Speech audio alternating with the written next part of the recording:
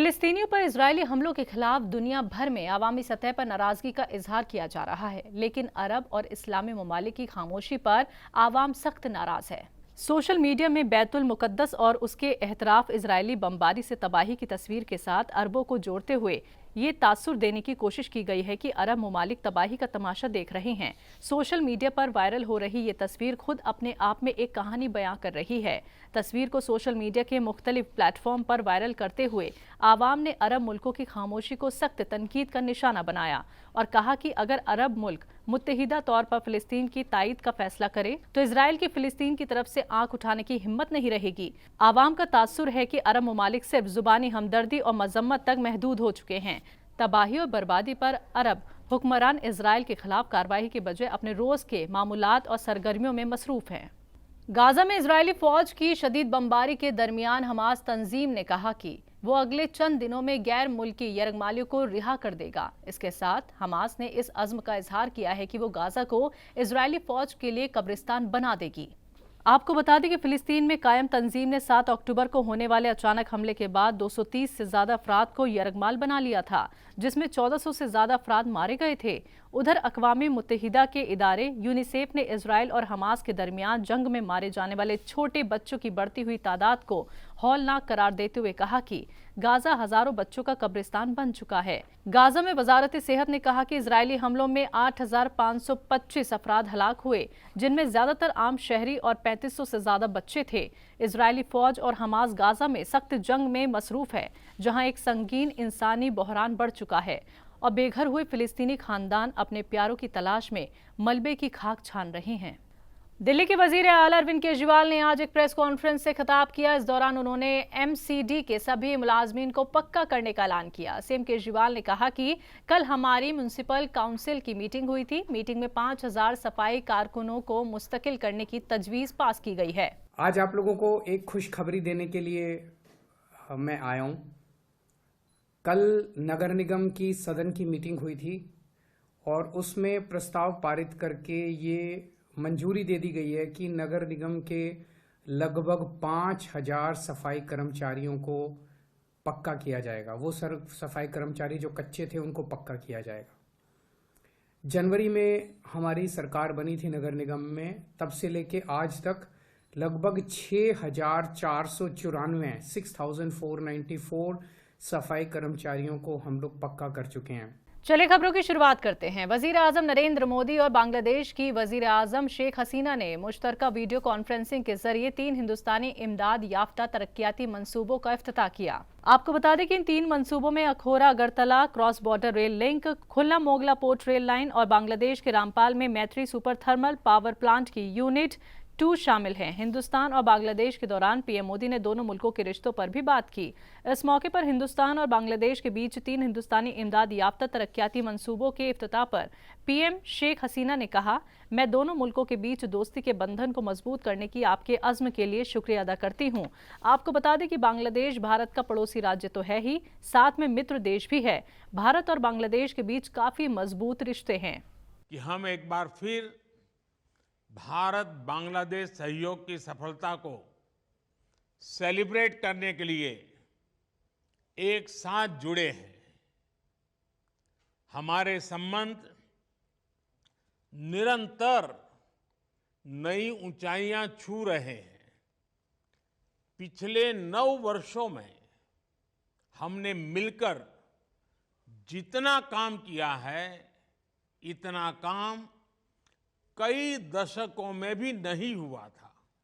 वजीर दिफा राजनाथ सिंह आज इंतखाबी रियासत मिजोरम के दौरे पर रहे। इस दौरान राजनाथ सिंह ने मिजोरम के ममित और सहिया में आवामी इजलास से खिताब किया। उन्होंने कहा कि बीजेपी का मानना है जब तक शुमाल मशरिक की हमागीर तरक्की नहीं होती, एक मजबूत और खुशहाल हिंदुस्तान की तामीर मुमकिन नहीं होगी।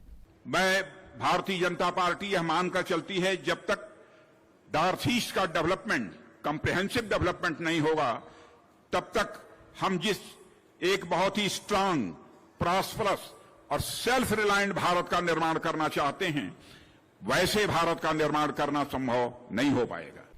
राजस्थान के वजीर आला अशोक गहलोत ने मीडिया से खिताब करते हुए कहा कि ये फितरी बात है कि हर कोई मुतमईन नहीं हो सकता। मेरे वजीर आला होने के बावजूद तमाम फैसले मेरी मर्जी के मुताबिक नहीं हो सकते। यही जमहूरियत है। बीजेपी में जो धमाल पट्टी हुई है, आगजनी हुई है, बीजेपी दफ्तर का मैंने सुना ताला लगा हुआ है, पीछे जाना पड़ रहा है। बीजेपी दफ्तर के अंदर पिछले 15-20 दिन से पीछे से जाते हैं, आगे का लॉक कर रखा है। आगजनी भी हुई है, तोड़फोड़ भी हुई है, सब कुछ हुआ है। और टिकट मिलने के बाद में मैं सोच सकता हूँ कि थोड़ी नाराजगी हुई होगी, स्वाभाविक भी है। पर टिकटों का इस बार वितरण जो हुआ है वो मैं समझ बाय एंड लार्ज सबकी सलाह से हुआ है, बाय एंड लार्ज। अब उसके बाद भी थोड़ी बहुत शिकायत आ सकती है। तो चुनाव हम जीत के आएंगे। इस बार जनता का फैसला हमारे पक्ष में जाएगा। तो राजस्थान में जल्द ही विधानसभा इंतखाबात होने वाले हैं। इंतखाबात को लेकर सियासत गरमाई हुई है। इस बीच राजस्थान इंतखाबात के लिए कांग्रेस नेता सचिन पायलट ने टोंक विधानसभा से अपना परचम नामजदगी दाखिल किया। इस दौरान कांग्रेस नेता सचिन पायलट ने कहा कि ये आवाम का चुनाव है और जो माहौल है वो कांग्रेस के हक में है। लोग बीजेपी का काम देख चुके हैं। अशोक गहलोत से तनाज़े के सवाल पर कांग्रेस नेता ने कहा कि मल्लिकार्जुन खड़गे और राहुल गांधी ने मुझसे कहा है कि सचिन पायलट माफ कर दीजिए, भूल जाइए और आगे बढ़िए। अब हम सब लोग आगे बढ़ चुके हैं। पार्टी क़यादत के हवाले से मुनासिब वक्त पर दुरुस्त फैसला करेंगे। बता दें कि राजस्थान में 25 नवंबर को विधानसभा इंतखाबात के लिए वोटिंग होनी है। राजस्थान में एक मरहले में वोट डाले जाएंगे। 3 दिसंबर को इसके नतीजे जारी किए जाएंगे। बताते चले कि राज्य में विधानसभा की 200 सीटें हैं। बात करते हैं अगली खबर की। मध्य प्रदेश के वजीर आला शिवराज सिंह चौहान आज एक आवामी इजलास से खिताब करने के लिए डिडोरी पहुंचे। इस दौरान उन्होंने बेटी बहन की हिफाजत को लेकर एक बड़ा बयान दिया है। इजलास से खिताब करते हुए मध्य प्रदेश के सीएम शिवराज सिंह चौहान ने कहा कि बहन की इज्जत, मान और सम्मान मेरे लिए सबसे ऊपर है। और क्या कुछ कहा सीएम ने, आइए आपको सुनवाते हैं। बेहतर बनाने के लिए वो सब कर रहे हैं, तो भारतीय जनता पार्टी की सरकार हम कर रहे हैं। मेरी बहनों, बहन की इज्जत, मान और सम्मान मेरे लिए सबसे ऊपर है। और इसलिए हमने तय किया कि बेटी की तरफ, बहन की तरफ कोई गलत नजर से देखेगा तो सीधे फांसी के फंदे पे लटका दिया जाए। छत्तीसगढ़ इंतखाबात को लेकर कांग्रेस के कौमी सदर मल्लिकार्जुन खड़गे ने कहा कि उन्हें जो चाहे कहने दो, हम 75 से ज्यादा सीटें हासिल करेंगे, इससे कम नहीं। हम बच्चों को प्राइमरी से पोस्ट ग्रेजुएशन तक मुफ्त तालीम फराहम करेंगे, खवातीन को सिलेंडर देंगे। तो क्या कुछ कहा आगे मल्लिकार्जुन खड़गे ने, सुनवाते हैं। करते रहने दो, हम तो 75 के ऊपर चलेंगे, अंदर नहीं आएंगे। किसानों की समस्या हम छुड़वाएंगे, विद्यार्थियों के लिए प्राइमरी से लेकर पोस्ट ग्रेजुएशन तक की मदद करेंगे। युवा महिलाओं को हम अपना जो सिलेंडर का इसका फायदा देंगे और ये पूरे चीजें। आम आदमी पार्टी के बड़े लीडरों को शराब नीति की पॉलिसी में करप्शन के इल्जामों को लेकर एक एक करके जेल में बंद किया जा रहा है। ये नौबत अब दिल्ली के वजीर आला अरविंद केजरीवाल तक आ पहुंची है। दिल्ली शराब नीति से जुड़े मनी लॉन्ड्रिंग केस में सीएम अरविंद केजरीवाल को ईडी ने तलब किया। इसी मौजू पर हमारे नुमाइंदे अब्दुल वाजिद ने ओखला जामिया नगर की आवाम से बात की।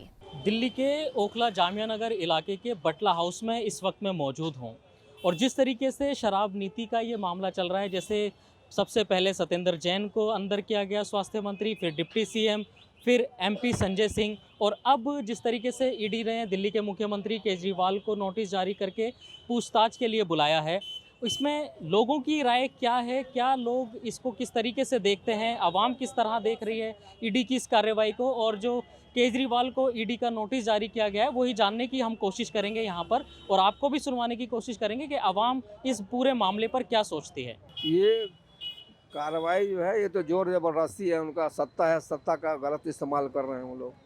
कोई सबूत नहीं, कुछ भी नहीं, ऐसे ही पकड़ के अंदर कर रहे हैं। कोर्ट भी उसको ये कर रही है कि भाई इसका कोई सबूत ही नहीं है और बगैर सबूत के, कोर्ट के इजाज़त के बगैर ही उसको जेल में डाल दिया जा रहा है, कोई जुर्म साबित नहीं होती है।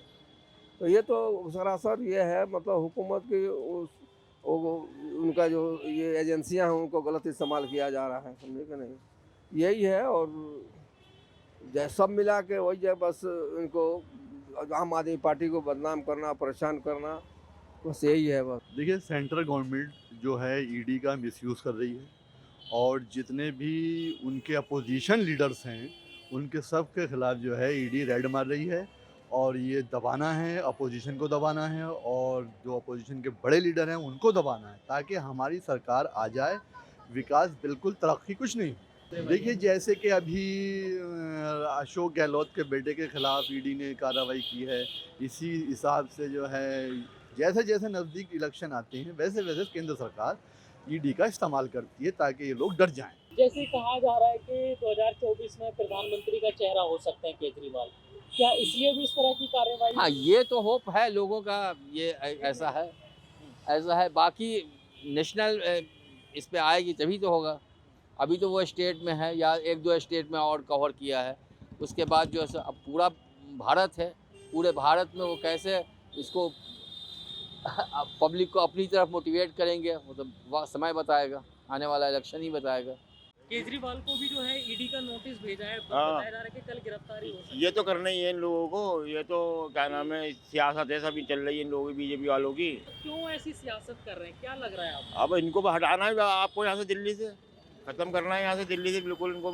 ये सब को मनीष सिसोदिया को पकड़ लिया, इनको पकड़ लिया, ये सब हर जगह ये ऐसे ही भेज रहा है ये लोग।